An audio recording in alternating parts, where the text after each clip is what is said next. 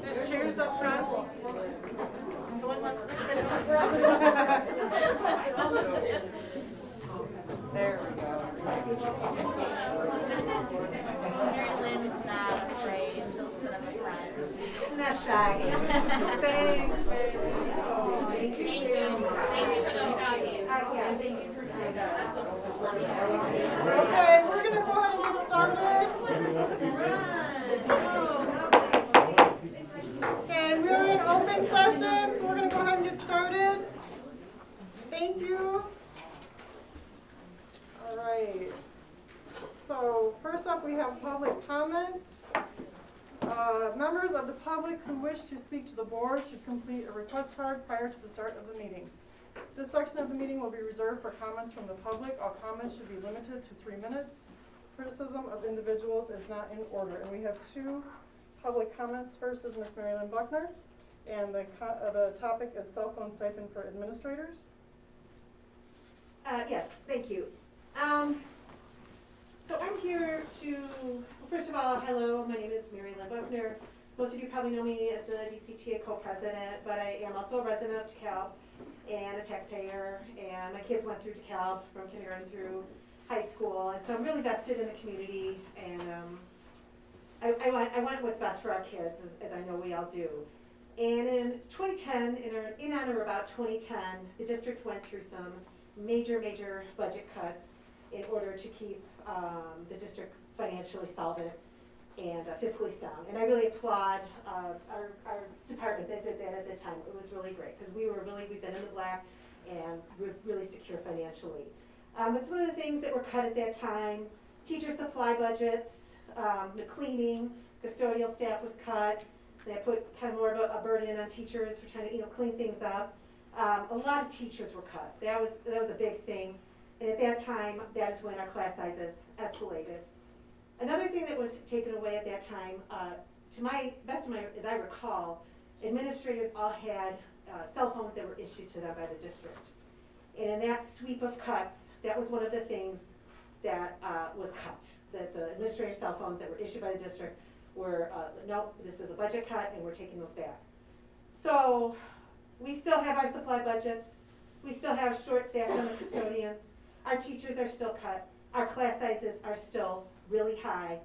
And so I'm here to oppose the cell phone stipend for the administrators because that was taken away in 2010 and we still are over a decade have been suffering with the class sizes, and I don't think, if we can't do something about that, I don't think that the administrators should have their cell phone bills paid for. Thank you. Thank you. Next up is Amanda Angelo, and the subject is behaviors in classrooms. Okay, I'm going to stand. So my name is Amanda Angelo, and I am a teacher here in the district. I've been in the district for over 7 years. First and foremost, thank you for providing me with the opportunity to talk to the board and the public this evening. I'm speaking out tonight in regards to the extreme behaviors that are present and have been present in our schools for years.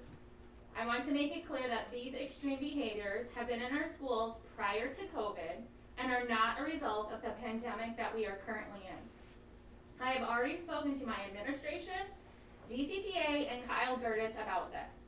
To give the board and the rest of the audience a clear picture of the extreme behaviors that I am referring to, here is a list of these behaviors that have been displayed and going on in our regular general ed classrooms from grades kindergarten through 5. And these are just some of them. Having to teach over screaming children that can last for hours. Students taking off clothes during an escalation so they are completely naked. A student slapping a teacher across the face. Students throwing tables and desks across the classroom. Destruction of school property that includes electrical outlets, smart boards, fire safety doors, and Chromebooks. throwing metal shelf brackets in an attempt to break windows, physically assaulting assistants, teachers, and other students in class, choking other students in class, and having students masturbate in class. These behaviors are negatively affecting the rest of the class, which consists of anywhere between 23 to 26 students. Teachers are having to evacuate the rest of the students at the drop of a hat on a daily basis and teach in an alternative place that includes hallways, libraries, or outside that can last for hours. Teachers having personal materials destroyed that include manipulatives, books, and organizational bins. And because it's a choice for teachers to have personal materials in the classroom, we are not reimbursed for them. Teachers are having to remove teaching materials, centers, and technology from the class to avoid them being triggers or destroyed. This causes the other students not being able to utilize these materials. Hours of lost instructional time each week to attend to behaviors, de-escalations, and calls for assistance. The classroom is having to be rearranged outside of the school hours to ensure safety for the student that is demonstrating the extreme behavior. Exposing the 26 other students to trauma and a negative learning environment. Students expressing verbally and in writing that they do not like school because of the specific student who demonstrates these extreme behaviors. Students are crying because they are scared to sit or be in close proximity to the behavioral students. Parents complaining to teachers and administration about these extreme behaviors. Parents pulling their child out of the district because of behaviors and lack of protection. Thank you. Thank you for your comment. Appreciate it. Okay. Next up is board committee reports and correspondence. Do you have any committee reports? Not an official committee report, but I am part of a group of concerned black male parents concerned about some of the behavior issues that have been brought to our attention, and we've developed a group called the MIA Network, and I want to publicly thank Principal Horn and Principal Monica Nett Parker for coming to speak with us so that we can get better insight as to how, once we come together to partner with the school district, how we can help to assist and support. Wonderful. Thank you. That's awesome. That's wonderful. Any other reports? Correspondence? Okay. Next up is Midwest PE Teacher of the Year. We'll have Ms. Melanie Bickley present. We come up here. Yeah, absolutely. Come on down. Hi, welcome. Hello, good to see you all. Okay. I'm Melanie Bickley. I'm the principal at Jefferson Elementary School. And you may remember last year, when we were at the high school meeting, I brought Ms. Zerby here, who's our PE teacher at Jefferson. We shared the exciting news that she had been named the Illinois Elementary PE Teacher of the Year. Well, on December 15th, it was Shape America, which is the national organization for the Society of Health and Physical Education, announced their district winners, and Kelly was announced as the Midwest Elementary PE Teacher of the Year. So, there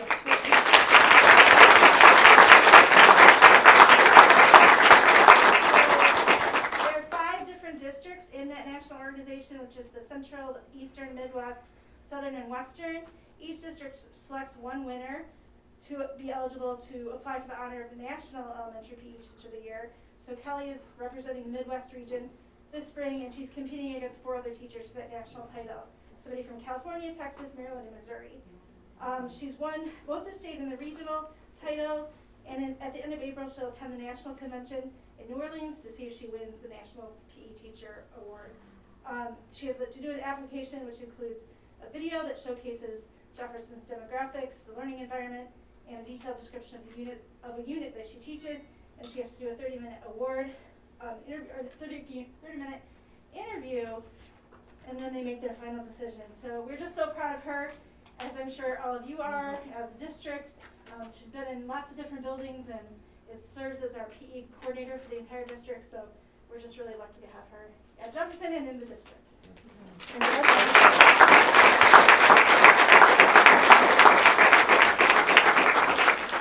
Congratulations, Kelly. We're lucky to have you. Thank you. Yeah, we appreciate you tremendously. That's awesome. Thank you. Next up is the consent agenda. It is recommended that the Board of Education approve the consent agenda items A through J. We need to pull out J. You wanna make a motion? I'll make a motion, yeah. Go ahead. Oh, so you just say, you make a motion to, I'd make a Table motion to item pull out J. J. Second. roll call? Jeremy Olson, Daisy Ramirez. Yes. David Seymour, Yes. Amanda Harness, Yes. Samantha McDavid, Yes. Sarah Moses, Yes. Ariel Owens. Yes. Okay, so with that, it is recommended the Board of Education approve items A through I on the consent agenda. Is there a motion? So moved. Second. Roll call? Samantha McDavid, Yes. Sarah Moses, Yes. Ariel Owens, Yes. Jeremy Olson, Daisy Ramirez, Yes. David Seymour, Yes. Amanda Harness. Yes. All right, next up is old business, bid results. This for summer projects, Ms. Tammy Carson. Thank you. What I'm bringing forward tonight are the bid results from several bid packages that were brought forth previously and approved to go out to bid. Just to briefly hit on them, the information in front of you in regards to numbers specifically. The first one is a renovation project which originally started out to be just Brooks Elementary, adding offices and a conference room to the media center. And during the design phase, we identified some smaller projects that we were looking to do that we could encompass into this to have some savings and with added into this bid. One of them is renovations to an office space at Tyler to create 2 office spaces, adding a door at Founders to create some privacy for a space, and then at Huntley Middle School, moving a door so the SOL program has easier access to a set of bathrooms in that area. So this project was put out to bid, the results are there, and the total project cost for this, again, several things were added to it, including some changes to the original Brooks project, which is regarding HVAC changes. And so even with those changes, it did add some money to the proposed budget, but it's still within when you add those other projects to it. The other, next one is exterior courtyard renovations at Clinton Rosette. We started a project that we wanted to look at many years ago. The courtyard in the front of Clinton Rosette is in disrepair, needs some significant improvements. So we're looking at pretty much gutting that courtyard right outside door 1. And then the thing that was added to that is also around the Huntley, used to be called the Bell Tower when the high school was there. The Huntley sign is there. There's also tripping hazards of papers that have come loose. Students have fallen on those papers, so we're looking to incorporate that into this project for some additional cost savings. So with the addition of the Huntley, the project is still under our original budget. By adding the Huntley project into the Rosette, the numbers are more than anticipated. And lastly is the flooring projects, and that was, our largest part of that was replacing the carpet at Clinton Rosette, which is almost all of the second floor, and then some spaces on the first floor. The remaining classrooms at Founders that have carpet, getting LVT put into those. Huntley Media Center, I think the carpet is original in there, so we're looking to replace that. The high school, we actually have had some issues with the stairwells at the high school that the floor covering is shrinking and causing tripping hazards, so we're looking at repairs and replacement there. And then last, most recently, we've been experiencing significant repairs that are needed at Little John in what's called the original wing between the door 2 and door 3, for those that you're familiar. It is in terrible shape. That again, tripping hazards and issues that we added that very recently to the project. So there will be some asbestos abatement needed, specifically at Little John, because again, those are original floors. And with that, the project did come in approximately within the bid results, or excuse me, the budget, but again, we had to add some additional things to that project. So the results are in front of you, recommendations are in front of you for awarding these bids. The monies will be coming out of the operations and maintenance budget for this fiscal year as well as next fiscal year, with the projects all starting as soon as we can, as soon as summer starts.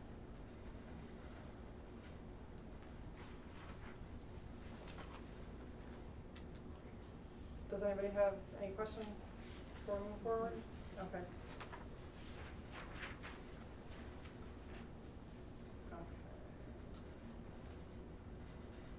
So it is recommended that we approve the base bid for the renovation projects at Brooks, Tyler, Founders, and Huntley Middle School to Larson & Larson Builders from Wells Park, Illinois, in the amount of $224,000.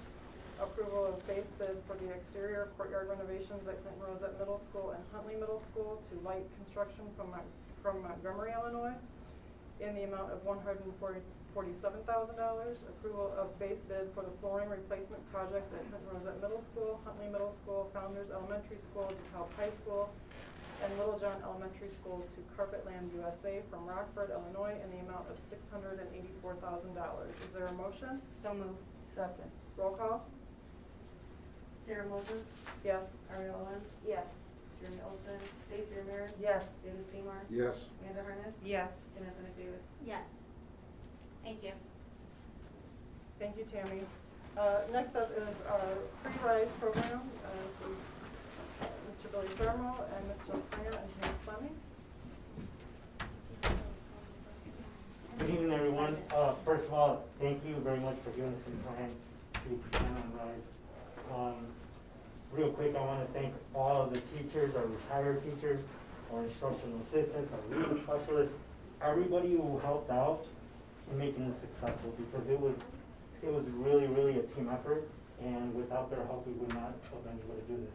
So, pre-COVID, we looked at some data, and after COVID in 1920, the winter of 1920, we looked at our data and we saw that we needed to do something. And we needed to do something because it was looking like we needed tier 2 and tier 3 instruction within our classroom. So these lovely ladies, Jill Springer, our elementary literacy COSA, and then Denise Fleming, our halftime instructional coach at the elementary and halftime tech TOSA, came to me and approached me about RISE. What RISE is, you can see here, is a reading intervention for students to excel. So if you can go to the next one, Denise. Could we maybe turn off the light over there so we can see a little clearer? I'm sorry. I'm just wondering. Thank you. So then you can see here, if you see on the left, we have our first grade students in 1920 and 2021 of winter. So these students now, they're in second grade, and our students that are on the right are now third graders, but that was their data in 1920 and then 2021. The dark red is if the students are high risk. So you can see from 1920, pre-pandemic, to after 2021, that it pretty much flipped. So therefore, we had to come up with a game plan, and these two ladies piloted at Cortland. We saw great results, but we wanted to see those results for all of our other schools, right? So I'm gonna go ahead and, if you can go to the next slide. So one of the big things is we needed to do this with fidelity, right? And what fidelity means is that we need to make sure it's starting on time and that our students are in attendance to be able to do this. And just so you know, these ladies piloted this in a hybrid model. So it wasn't in person, just in person. It was, they were kind of doing this parallel teaching as we were doing the hybrid model. So teacher and students in attendance, and what we saw, the RISE results were that as long as we kept the fidelity as much as we could, and about 33 lessons delivered over 6 to 8 weeks, our students would progress 6.3 months. You'll see our district data here in a little bit, and we go ahead and let Jill jump in.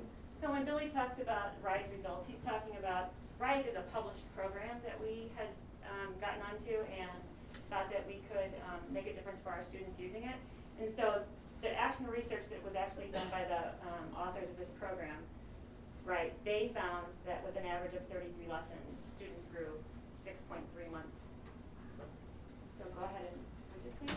So one of the strengths of RISE is that it is really just our core program that is extended and intensified for students. And so what we like to see with interventions, as much as possible, is that they really mirror what we do in the core. When there's a common language and students easily slip in and out of interventions, they're more powerful. So currently in our core, for our guided reading component of literacy, we use the Next Steps Forward in guided reading. We use the Next Steps Forward in word study and phonics. The companion piece to that is the intervention, is the Next Steps Forward in reading intervention, and that is RISE. And so this is a short-term reading intervention that accelerates striving readers. We like to call our students who need more striving readers, right? Not struggling readers. So this is really meant to be short-term. Thank you. Please go ahead. And so what it is, it specifically is we put students into a rotation of 4 stations. And typically for guided reading, students are seen for 15 to 20 minutes. But like I said, that's core. And so this is an intervention because we have extended and intensified.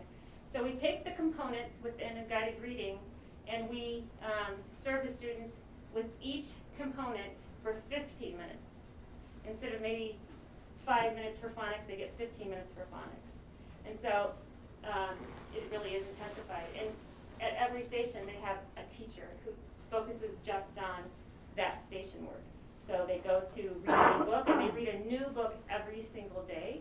And we know that volume of reading really helps students improve quickly. So they're getting a new book every single day.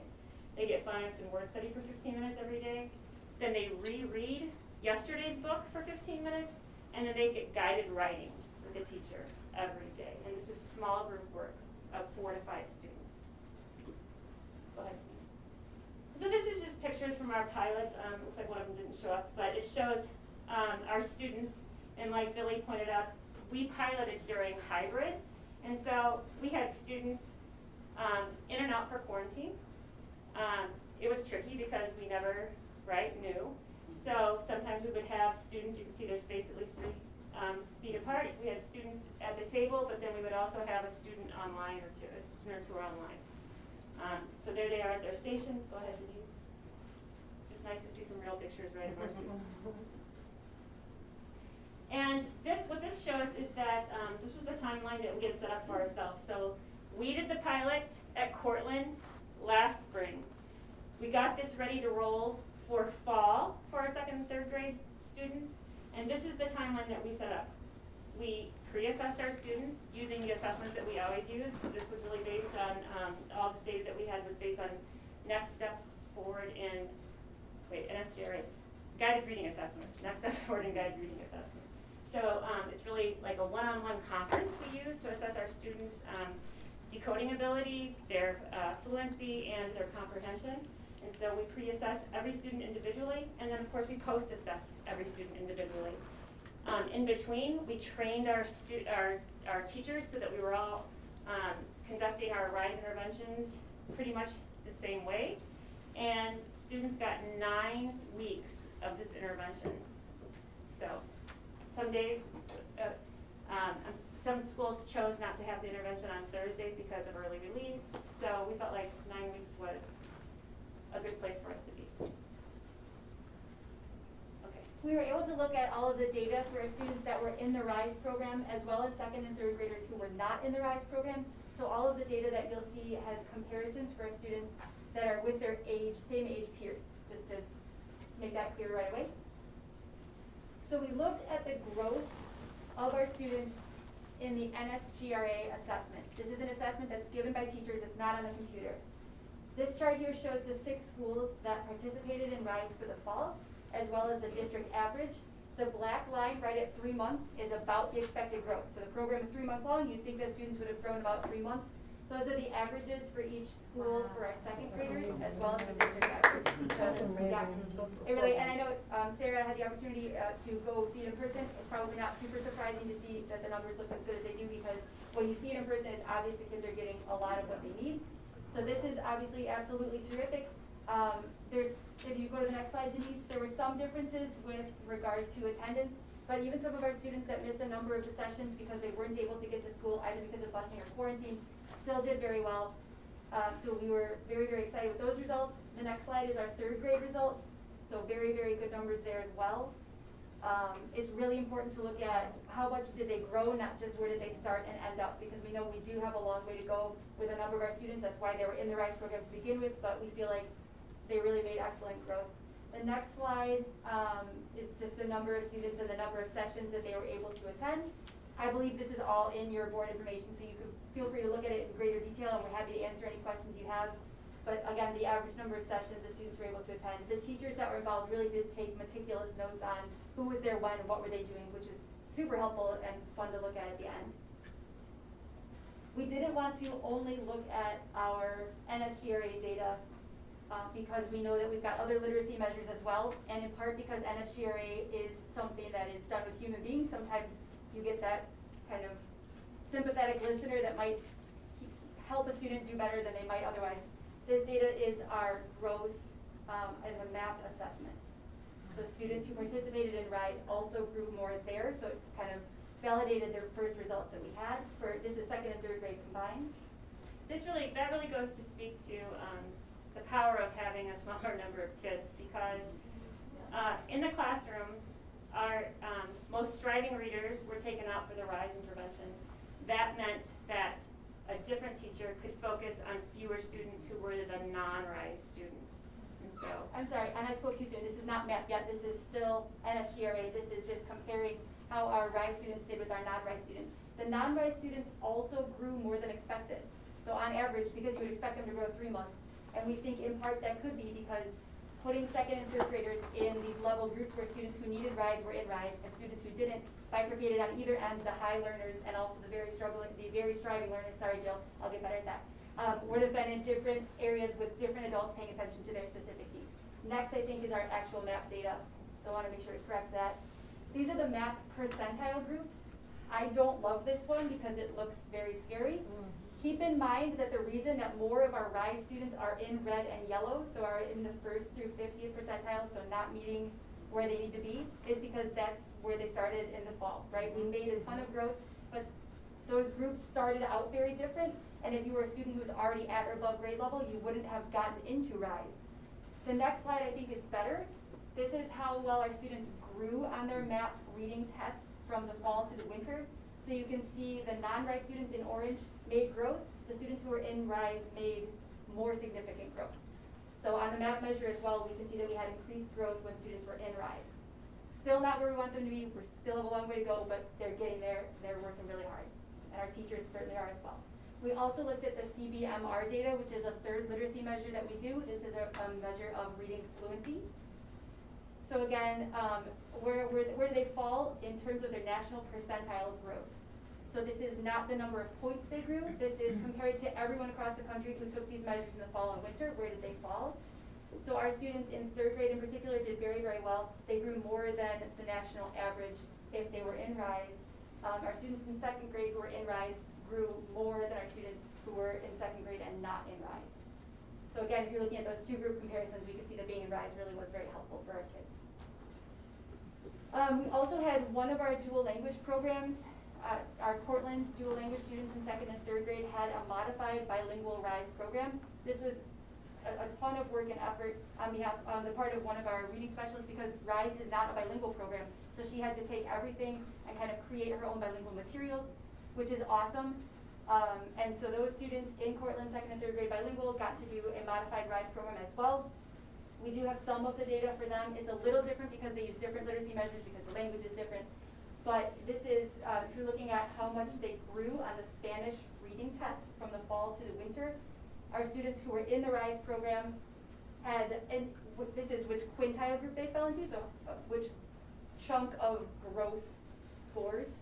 We had more students obviously in the high average and high groups for students who were in RISE than for students who were not in RISE. This is all of the students in second and third grade. The next slide is just third grade by itself, which I think is even slightly more dramatic. Again, all of this information, it's a ton of numbers, but everything is in your board packet. But it's very good news that the Herculean efforts of these two women and everyone who worked with them did make a demonstrable difference for our kids. So this brings us to our ask, if you will. But we got together and we thought, let's celebrate our success, because this was great success. And we know that our kindergarten and first grade, looking at our winter assessment data, they need supports as well. So in order for us to look at how do we take the results of RISE and modify it for our 5, 6, 7-year-olds, what's that going to look like? So we met with the reading specialist December 20th, put all of our ideas together. And then after that, we thought about it more over break, came back together, talked to principals, talked to reading specialists again, talked to a few teachers. And so we created this format that we would like to implement in K and 1. So we're calling it the pre-RISE. One of the main differences in this would be that instead of having the 4 stations, we were going to go with 3 stations. Again, each station would be led by a teacher. These are the exact activities that would take place at each station. do the same type of format as in PD for staff, all staff involved, so that they know exactly what to do and feel comfortable doing that. We also did weekly collaboration meetings the first time at Rise, and I do think that was a huge part of the success, is that teachers were able to talk together about all of their students. So we would like to continue that as well, either weekly or every other week potentially. So in looking at this modified version then, in order to keep our student groups to 5 students, because anything more than that gets tricky, we would like to have 2 independent stations. So this will be a 5-station rotation, but 3 of them will be led by a direct teacher. The other 2 stations will then use Core 5 as an example of one station that would probably be implemented, because that is something that we've been using. Teachers are familiar with it, students are familiar with it, and it goes very well with our current curriculum and this program. So we are still working with teachers and principals on schedules and how can we make this happen so quickly, because the timeline is very short. But we have a good chunk of time that we can do this with our students and help them to achieve great success and our teachers' success as well. So if you think about it as a teacher, it's like daily guided reading, but with more support. So we can't do this alone. We had additional staff that came in to help with 2nd and 3rd grade on a short-term basis. So our ask and our proposal is that we would do the same thing for K and 1. So does everybody have a proposal? Okay. So that you'll see is the staff recommendations. It's listed in there. The PD is also listed separately. That would be for probably 2 different PD dates, so that we can check in with everybody, make sure things are going well, the collaboration meetings, and any assessment type work. The materials, the big chunk of the materials in that list is for literacy footprints, which is something that we have some already. We would need more, and then we would continue to use that even next year and the following year as well. So it's materials that we really could benefit from anyway. So this would be a great addition to that program. So I guess our ask is that we want to share the proposal with you and as an informational item, and we're hoping that we can come back to the next meeting as possibly an action item. So I want to add, this is part of the MTSS framework, tiers 2 and tiers 3, right? Small group and then direct intervention. So it really lines up totally to the work that we're doing around that and the strategic plan. I think that the proposal that all of you have seen will help us to, again, mitigate a lot of the things that we are seeing and what we'd like to move. That would definitely help us to get there. Knowing, in fact, though, that our general program of instruction has to be still strengthened and is doing phenomenal work. We can't get this work done without that work being done, working together. So it's a good collaboration between everyone to be able to get there. Okay? Does anyone have questions or comments? Wow, this is pretty exciting. I have a question. Since it's meant to be a short-term intervention, is this something that we have ESSER funds available for that it could cover? Because, I mean, it is really... You can't see her, but she's shaking her head. Yes. Okay. I'm really excited, and I know Tyler wasn't in the fall where my kids are, but I think that it's just amazing. It's so exciting to see this growth. Absolutely, it's incredible. I wanted to just share really quickly, because I know Vicky's here, but Michelle Huff wrote me an email after our visit in the fall, and I just want to share what she had to say about all the work that you've done. And she said, hello, I would like to personally thank you for taking time out of your busy schedule to visit RISE programs, the monolingual RISE and the bilingual RISE. It means a lot to me that you would care to see how these programs are impacting our students' daily lives. It was wonderful to meet you in person, and at the board meeting last night I heard you speak highly of these programs. We feel proud to be part of this good work. This good work comes with an enormous amount of hard work on the part of teachers and staff implementing these programs. I just wanted to take a moment to tell you about 2 people in our building who have been instrumental in making RISE a reality. Our reading specialists, Vicki Arborito and Kate Hoffman, have spent countless hours outside of their contracted time to make sure that every piece of the program is prepped and ready for the week. On numerous occasions, I have seen them here sorting books, lesson planning, and collaborating with staff after 6 p.m. It is not uncommon that they are the last 2 in our building, and at the end of the night, and I don't know a weekend that they have not taken off since the year began. Vicki is quite literally crafting a Spanish version of RISE with much fewer materials and support than that of the monolingual programs. It is absolutely worth the time. It is definitely challenging. It is truly a labor of love for these dedicated educators. We are all working tirelessly to support student academic success. I just wanted to be sure that everyone is aware of the additional efforts made by these two amazing women. So.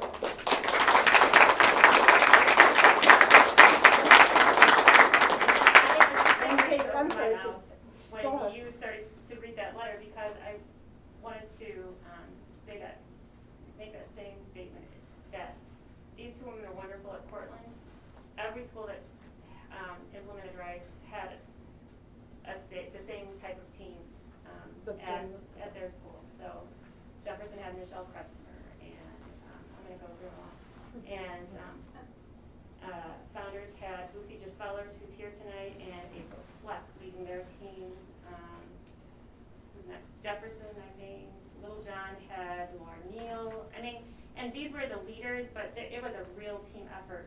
Lincoln had Tracy Beeling. Malta had Joan Bierman.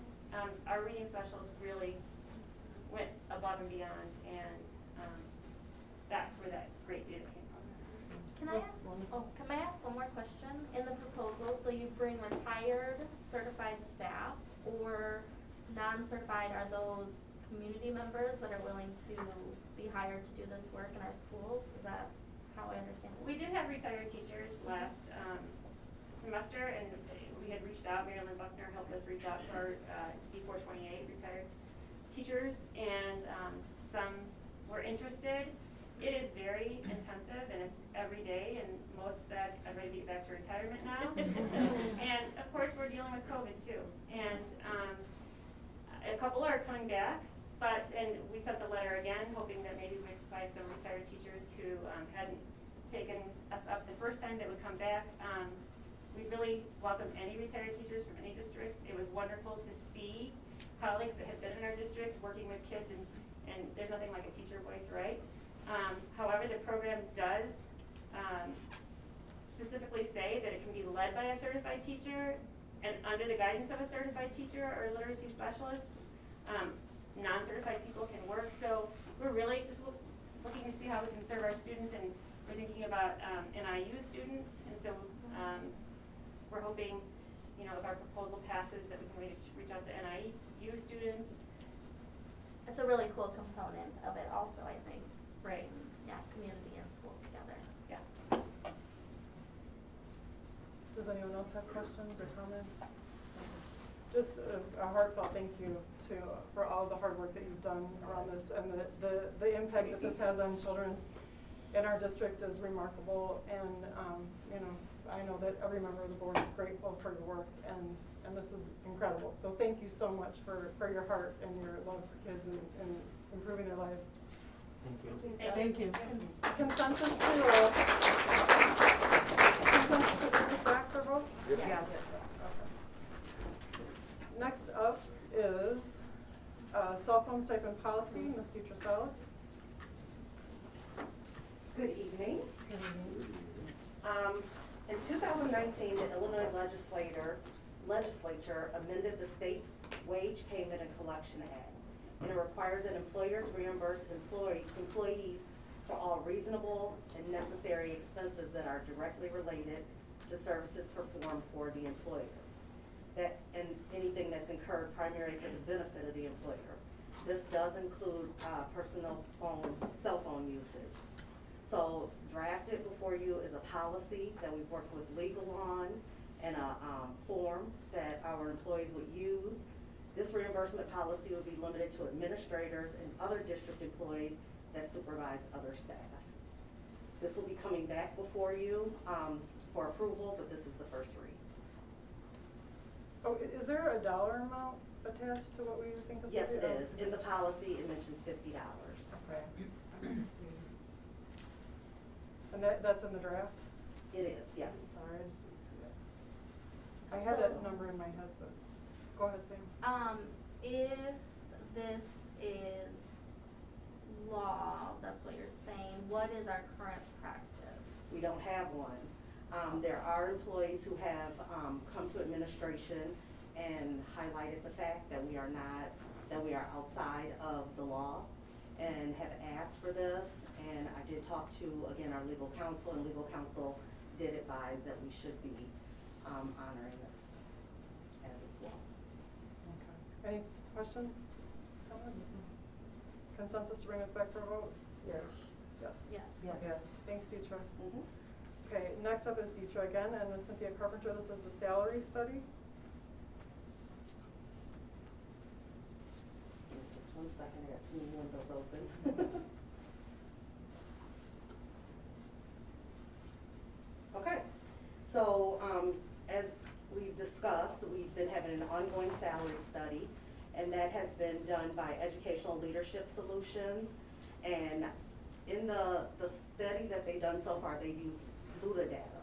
LUDA data compares us to other districts that are LUDA, and we have gone as far as we can with comparable positions. We have other unaffiliated positions that are not a direct comparison. For example, Ben shared some districts refer to, what are your positions? IT support. IT support, and other districts call them help desk.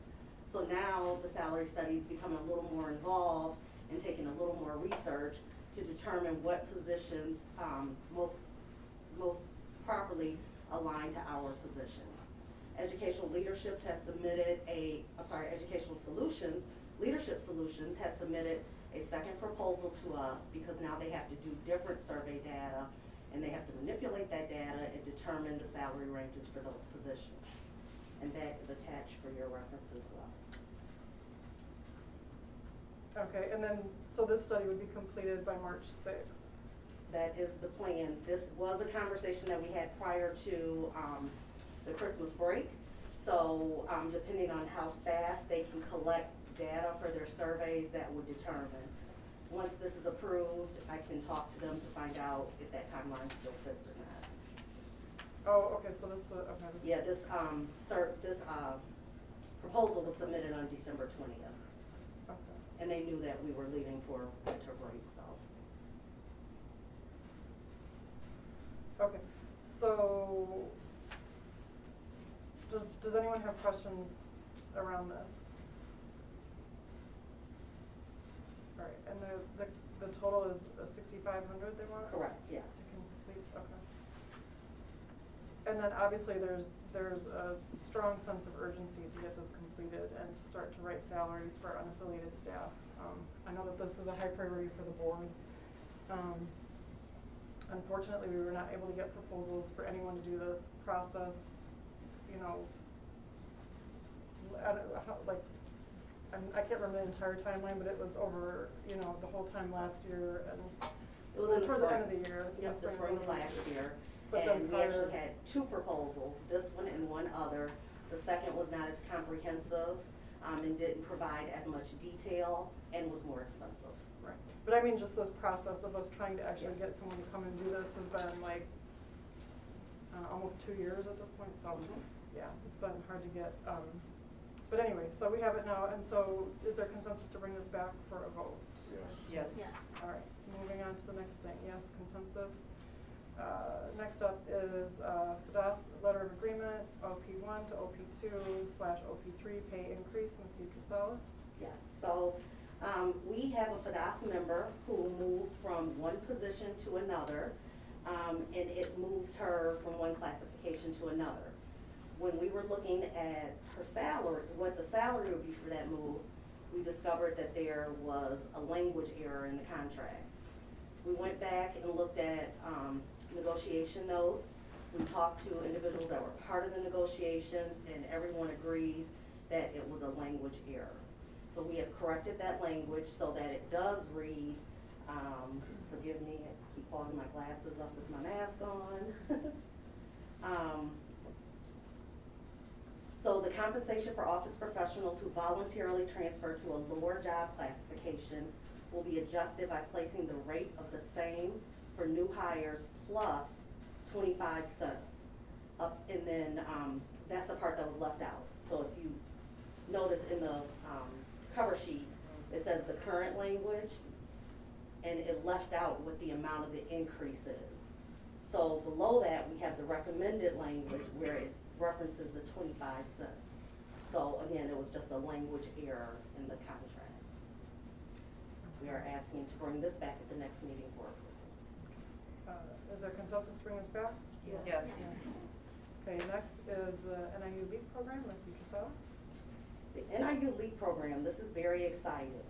The LEAP program is, stands for the Licensed Educator Accelerated Pathway Program.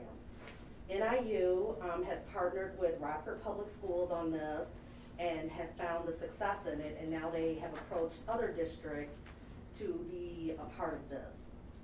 The LEAP program is flexible and allows students or employees to continue to work in schools. The work placement, most of them are instructional assistants or paraprofessionals, and it serves as a field experience requirement, and they receive credit for their work experience. They offer 2 courses at a time that last for 6 to 8 weeks, and the program runs during the traditional school calendar in the summer. The program is estimated to complete in 15 to 18 months, but that depends on where each candidate starts and how many credits they may have. In addition, students are required to earn a C or better, and they've hired a cohort life coach to support the students through this. You may be familiar with that person. It is our very own Lisa Gorshals. So we're excited that she is the one that is supporting this program. Individuals who complete this will graduate with a bachelor's in science and special education and eligible for an LBS1 Pell license. The first cohort will begin in spring 2022, and this is a hybrid program, so there will be both face-to-face instruction and in-person and remote learning. We have 4 employees that have applied for the program and been accepted. The way the cost of the program is, it's $8,000 per credit hour. That's to teach the class. Rockford Public Schools is the fiscal agent. All of the districts that are involved look at the number of students that we have, we divide the cost, and we pay Rockford. Rockford in turn pays NIU. So we have about 4 students at this point. We may have more in the future, but about 4 students. We have to look at what the other districts have, and then we'll look to see what the cost will be. So we are asking permission for the district to participate in this, to help with building the pipeline and helping turn many of our employees into certified licensed teachers. So do our employees have to pay anything? So they do have to pay the cost of textbooks. Okay. They do have to pay fees, and then they have to make arrangements for a variety of things, potentially childcare or other things that may arise, taking tests, the But state not licensing tuition. test. But not tuition. That's awesome. Any other questions or comments? Okay, great. Consensus to bring this back? Yes. And then next up is revised 2021-2022 unaffiliated benefits summary. Ms. Salas. So this document, you see it about annually. You actually saw it twice last year because we made some adjustments to the insurance benefits for our unaffiliated staff. The only change to this is that we added the position under category A of Director of Grants. So that's why it's coming to you. Okay, it is recommended that the Board of Education approve the revised 2021-2022 unaffiliated benefits summary. Is there a motion? So moved. Second. Roll call? Ariel Owens. Yes. Jeremy Olson. Lisa Ramirez. Yes. David Seymour. Yes. Amanda Harness. Yes. Samantha David. Yes. Sarah Moses. Yes. Next up is the PRC minutes. Ms. Salas. The PRC committee met, that includes myself and members from DCTA. And in that meeting, we meet and we review submissions by DCTA members to take additional coursework to work towards a degree or to earn additional credits. What you have before you are the minutes from that meeting of what we have approved for staff members, and we're asking for approval on that. Okay, anyone have questions? Okay, it is recommended that the Board of Education approve the program courses recommended by the Professional Relations Committee. Is there a motion? So moved. Second. Roll call? Jeremy Olson. Daisy Ramirez. Yes. David Seymour. Yes. Amanda Harness. Yes. Samantha David. Yes. Sarah Moses. Yes. Ariel Owens. Yes. Okay. Next up is Technology Department realignment. Ms. Salas. And then, And then Dale, sorry. and then's taking the lead. There you go, surprise. All right, so kind of what is new is old, or what was old is new again, rather. So in 2016, this position had been on the books, and we were looking to repost the position to kind of align with the district's goals, especially the strategic goals of 1 and 4. 1, 3, and 4. So we are now fully staffed within the department, and that has given us the ability to be more flexible and create some more hierarchy within the department. So we are looking to remove one of the sysadmin 2 positions and transfer that position into the computer and information systems manager position.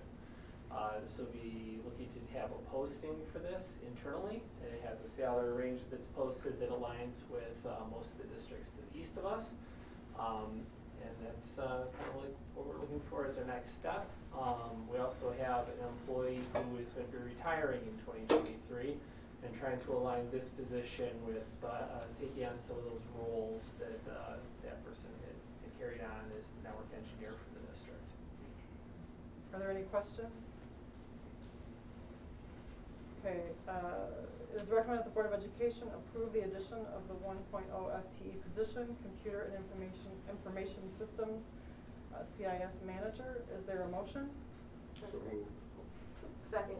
Roll call? Casey Ramirez? Yes. David Seymour? Yes. Samantha Harness? Yes. Samantha McDavid? Yes. Sarah Moses? Yes. Ariel Owens? Yes. Jeremy Olson? Thank you very much. Thanks, Deetra. Next up is food truck driver custodial proposal, Ms. Tammy Carson. Currently, the district has 2 food truck drivers. One is a full-time food truck driver that manages some custodial duties as well as handling the food truck deliveries or the food deliveries on the south side of DeKalb. We currently also have a part-time food truck driver who works less than 600 hours, only on school days, and works the north side. And it's a position that's been extremely hard to fill and maintain. Recently, that gentleman did vacate the position, and we have posted it and have been unable to fill it. So we are proposing hiring reclassifying this position to a full-time position within our union that would have driving duties in the morning and to the afternoon, and then would be on a custodial team for 4 hours and assist with cleaning at one of our buildings for 4 hours at the end of that shift. So that's a proposal that's in front of you for action today. Are there any questions? No? Okay. It is recommended that the Board of Education approve the reclassification of the labor grade 4 food truck driver part-time to a labor grade 4 food truck driver full-time position. Is there a motion? So moved. Second. Roll call? David Seymour? Yes. Samantha Harness? Yes. Samantha McDavid? Yes. Sarah Moses? Yes. Ariel Owens? Yes. Jeremy Olson? Casey Ramirez? Yes. Okay, next up, Ms. Tammy Carson. This is full custodial staffing proposal. Since the start of the school year, as many departments have, we are struggling with coverage as well as doing our job duties in the custodial world to the expectations that we have set forth for as long as I've been here. Many things have contributed to the fact that we are not able to fulfill them to the district standards that are set. One of them is that we now eat breakfast in classrooms at all schools except for the high schools. Some classrooms are now, and students are also eating lunch in the classrooms. And kids are kids, they're gonna make messes, and which causes increased cleaning needs in our rooms. In addition, we have changed a lot of our classrooms from carpet to hard surfaces over the last couple of years, and we, as you've heard me already tonight, we're gonna be doing more of that in the upcoming year. When something is spilled on a hard surface, it obviously needs to be cleaned. As if it gets spilled on carpet, you may or may not notice it to the extent of if it was on a hard surface. So time is being spent different than it was before. We are struggling at meeting those expectations. So the custodial supervisors have come forth, and we've put together a proposal which is in front of you in regards to adding 8 full-time staff members, potentially second, third shift custodial staff to our department. Those hours are going to be spread across the majority of our buildings in the district as the needs are identified. And the total cost for that is listed in here. We are able to utilize some savings in that those individuals that were hired will then reduce the number of summer staffing we need to hire, because we typically hire approximately 12 summer staff each year at a cost of approximately $5,000 each. We won't need those 8 of those positions because these individuals will serve on that summer cleaning team. So with that, what I have before us is just an informational item tonight in regards to that proposal for adding 8 additional full-time custodians to be spread across our district. Questions, comments? So you have 2 different proposals. Your preference would be for proposal 2, number 2, with the additional floaters at the middle and high school. And I get back proposals right. I would love for you to approve proposal 2, but realistically, I believe we have to kind of step into this, and I'm recommending just coming forward with proposal 1, which is the 8 rather than the 12.5 at this point. But with the option that if we get through this year, maybe even start into next year and identify that these needs are continuing to increase, and we want to make sure we maintain the health and safety of our buildings for our staff and our students, that I may come forth in the future with a proposal that could be for those additional 4.5. But at this time, again, I kind of think we need to step into it at this point, and the additional 8 will make a significant difference within our district.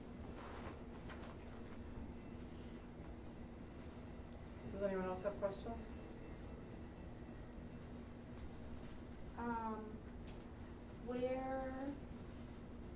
What fund does with these, this increase come from? For the ongoing years, because realizing that we're going to be, by the time this may get approved, we're actually down to less than 3 months of this school year left. We potentially could use ESSER funds for that. That need is kind of determined based on O&M budget and if there are ESSER funds available. If not, we do have the funding available through O&M, and then it would be in the budget to be adjusted for future. For future, okay. It won't be ESSER funds on an ongoing basis.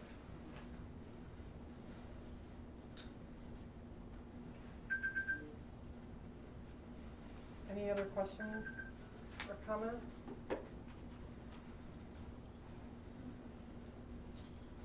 And then this would bring us back to a more essentially like appropriate level of staffing for custodial services that we need to make sure that the district is clean. Based on the current conditions of our district, and again, you also add the increased attention that is needed due to the pandemic in regards to cleaning and disinfecting. Yes, we feel that we are not meeting those expectations from a standpoint of wiping down hard surfaces.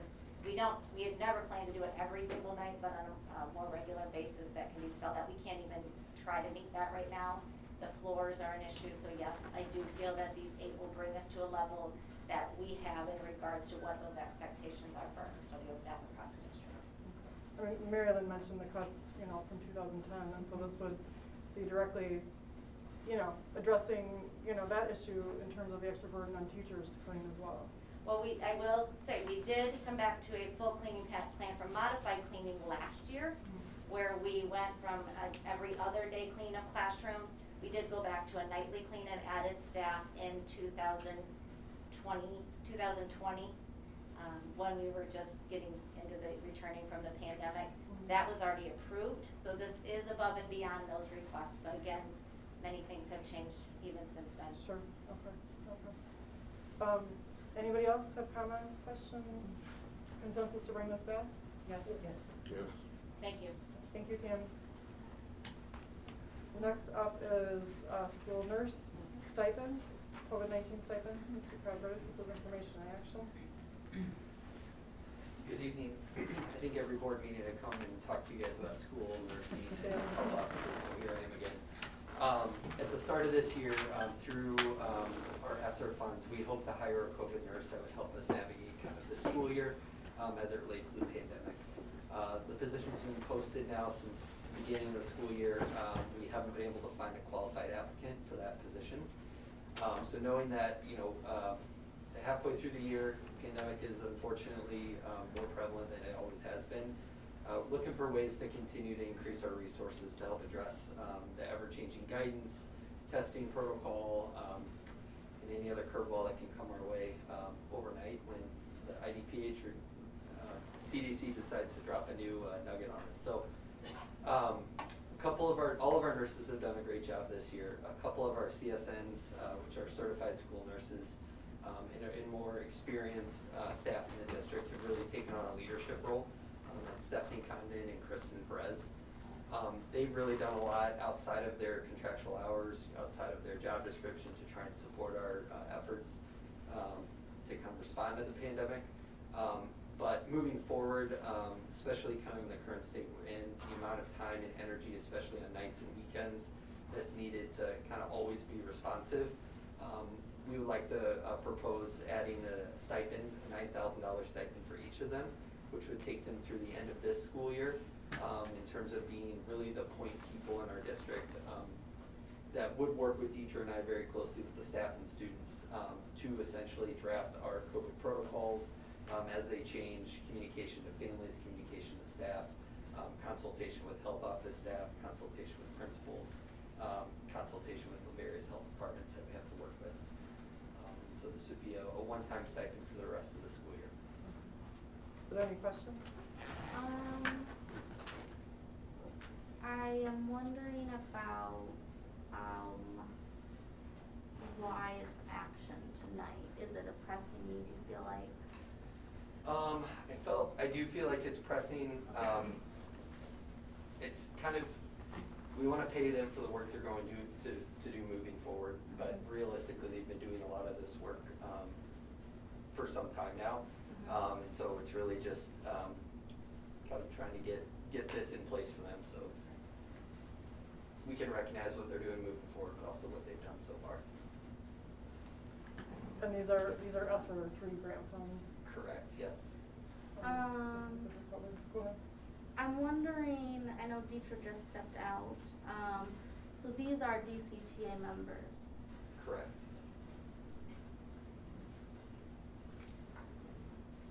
I guess, that's not an issue that there would be a stipend for 2 DCTA members.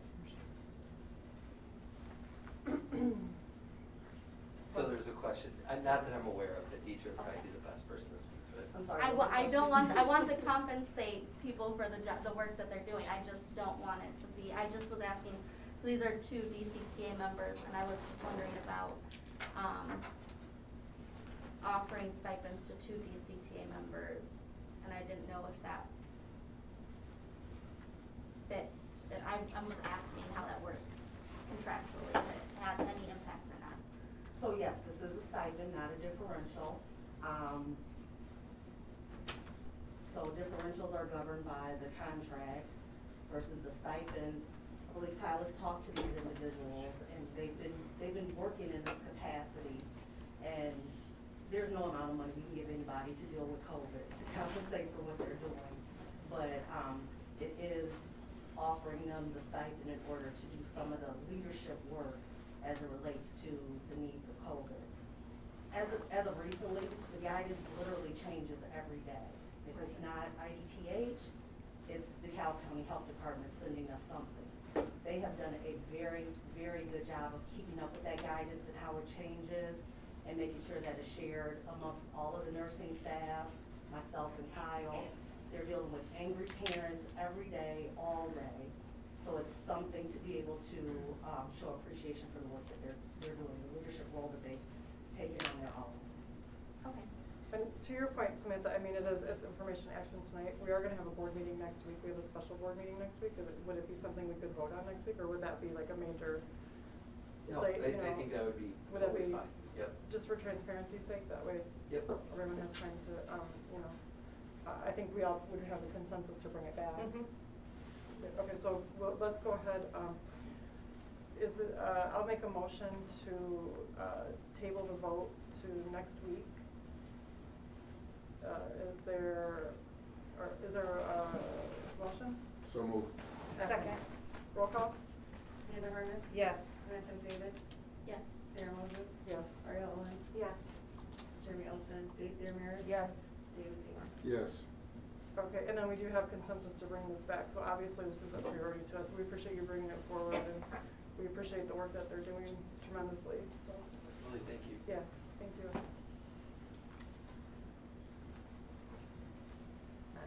Next up is bullying school board policy revision, Mr. Cowers. Yeah, school code requires school districts to review and consider revising their, essentially their bullying policy, once every 2 years. So, a group of, district, staff, as well as, student representative, as well as, parent guardian representatives, spent the last couple of months reviewing the policy.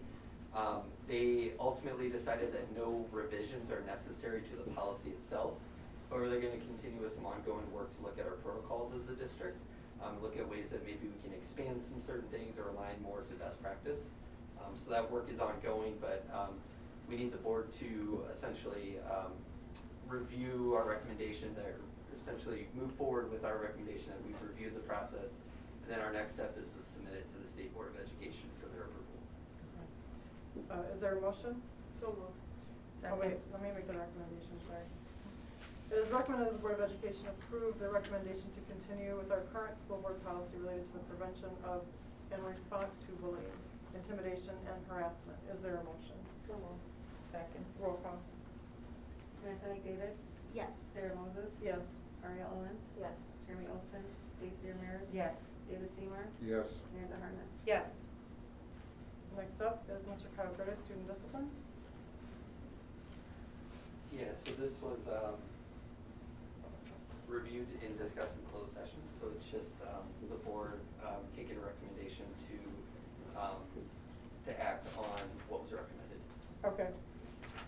So.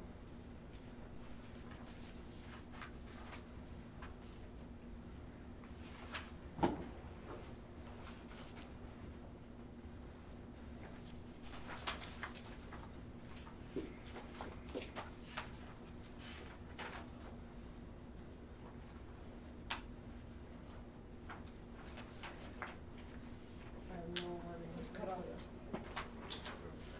Yeah, there's Page 211.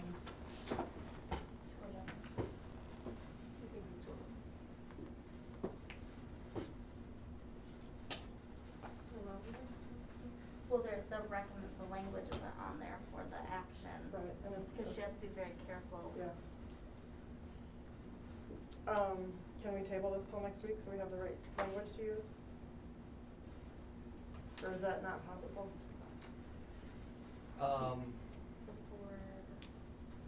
I don't know if you know the answer to that. I don't know if I know the answer to that. I know Okay. there's a plan in place to continue with what our current offerings are.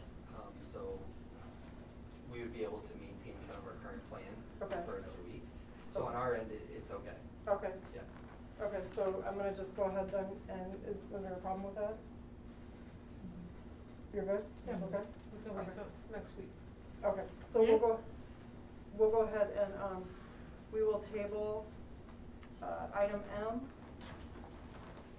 under new business on the agenda. Item M, student discipline, and we, will go ahead and table that till next week at the board meeting. Is there a motion? So moved. Second. Roll call? Sarah Moses, Yes. Ariel Owens, Yes. Jeremy Olson, Stacy Ramirez. Yes. David Seymour, Yes. Amanda Harness, Yes. Samantha McDavid. Yes. Alright, next up is recommended revisions to the Board of Education policies. Press plus, this is second read and action. And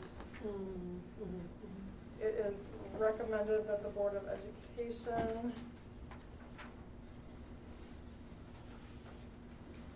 it's recommended the Board of Education approve the press plus policies after the second read. Is there a motion? So moved. Second. Roll call? Ariel Owens, Yes. Jeremy Olson, Stacy Ramirez. Yes. David Seymour, Yes. Amanda Harness. Yes. Samantha McDavid. Yes. Sarah Moses. Yes. And then next up, recommended revisions to the Board of Education policies, press issue 108, first reading. So this is a newer packet of our press thing. This is the summary of which all of you have received a piece of it, and these are actually the changes. There's a lot of verbiage, changes in tense, updates on some of the numbers for the actual policy. I can't even, it's so heavy I can't even. So some of you should have a copy of it. There's up to 2 reads. This would be our first read. Next time up, we could have a second read and or approve for passing of this as part of our policy. Okay? All right, so we'll go ahead and, is there consensus to bring this back? Yes. Yes. Some light reading for next week. Just like. All right, next up is the superintendent's report and presentation. Dr. Garcia Sanchez. Good evening. Based on feedback that I received from the last time I presented the superintendent's report, we went ahead and readapted the initial report that we gave during the first strategic plan update. Each one of these is updated based on the strategy priority. For instance, I'm sorry, it's better without my glasses. Under the first priority for student achievement, we have 96 actions under our implementation plan. 35 out of 96 have been completed. So far, 56 of the 96 are on track, and we are off track by 5%, or 5 of the 96.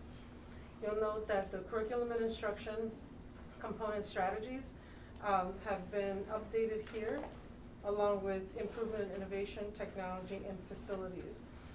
Instead of reading them to you, I figured this is an opportunity for you to take a look at the hot topics and things that we were able to do, best practices that were completed. Under our strategic priority number 2, community engagement and marketing, we don't have any of them completed, that we're not on track. We are completely off track.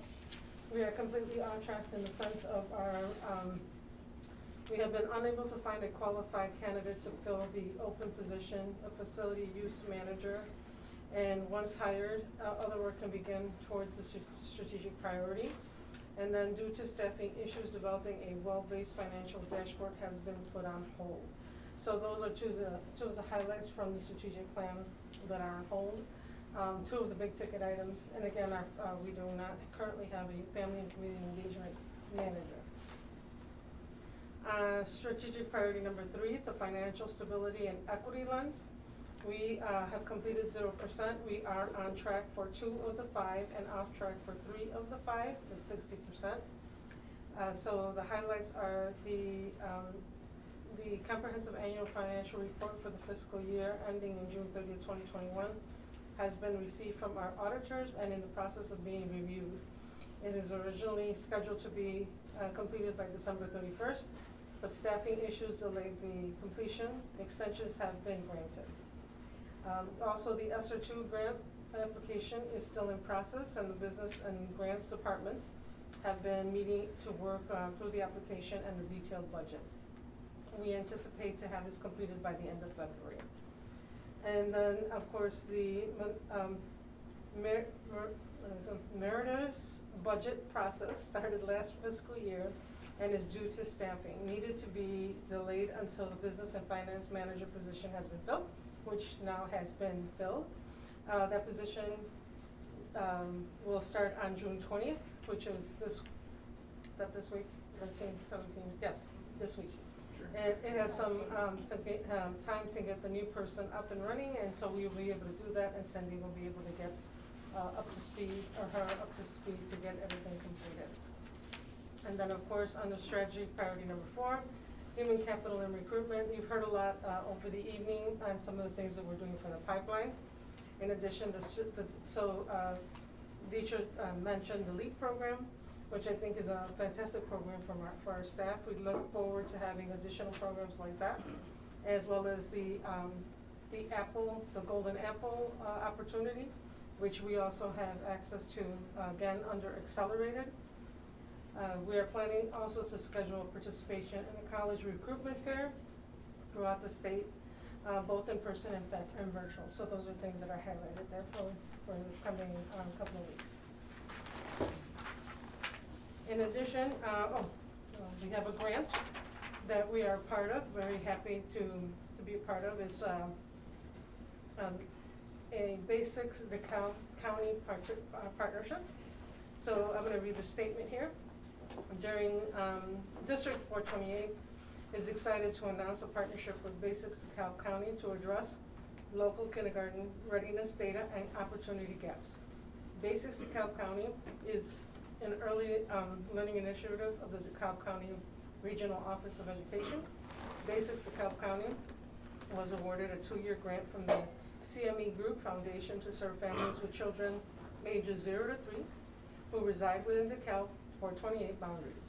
Our partnership will support Basics DeKalb County to provide parent caregiver education through parent-child playgroups and developmental toolkits.